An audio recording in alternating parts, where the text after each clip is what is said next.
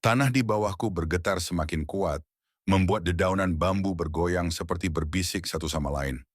Kabut menebal, dinginnya menusuk kulit, dan dari jauh terdengar bunyi lonceng yang berdentang perlahan, seolah memanggil sesuatu yang telah lama tertidur. Sosok itu yang berdiri di tengah cahaya kehijauan mengangkat wajahnya. Meski sebagian tertutup kabut, aku bisa melihat mata hitamnya yang dalam, seakan menyimpan kisah ribuan tahun. Ia tidak bergerak mendekat, tapi aku merasa jarak di antara kami semakin pendek, seperti waktu yang memendekkan dirinya sendiri. Tiba-tiba hutan menjadi sunyi, bahkan angin pun berhenti berhembus. Dalam keheningan itu, suaranya terdengar, bening dan bergema di kepalaku. Raka, kau adalah yang terpilih. Jantungku berdegup kencang. Bagaimana mungkin ia tahu namaku?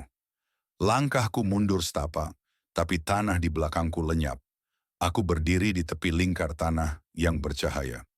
Dari celah tanah itu, keluar hembusan udara panas, seperti napas dari perut bumi.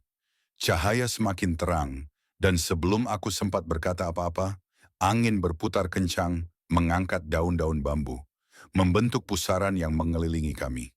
Dalam pusaran itu, kulihat kilasan-kilasan bayangan, wajah-wajah yang tidak kukenal, desa yang sama tapi tampak berbeda, dan langit yang retak seperti kaca.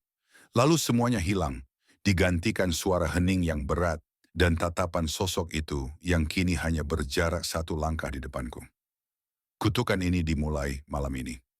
Dan di detik itu, aku tahu, jalan pulang sudah benar-benar tertutup. Tanah di bawahku bergetar semakin kuat, membuat dedaunan bambu bergoyang seperti berbisik satu sama lain. Kabut menebal, dinginnya menusuk kulit, dan dari jauh terdengar bunyi lonceng yang berdentang perlahan, seolah memanggil sesuatu yang telah lama tertidur. Sosok itu yang berdiri di tengah cahaya kehijauan mengangkat wajahnya. Meski sebagian tertutup kabut, aku bisa melihat mata hitamnya yang dalam, seakan menyimpan kisah ribuan tahun. Ia tidak bergerak mendekat, tapi aku merasa jarak di antara kami semakin pendek, seperti waktu yang memendekkan dirinya sendiri. Tiba-tiba hutan menjadi sunyi, bahkan angin pun berhenti berhembus. Dalam keheningan itu, suaranya terdengar, bening dan bergema di kepalaku. Raka, kau adalah yang terpilih. Jantungku berdegup kencang. Bagaimana mungkin ia tahu namaku? Langkahku mundur setapak, tapi tanah di belakangku lenyap.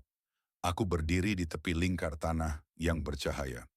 Dari celah tanah itu, keluar hembusan udara panas, seperti napas dari perut bumi.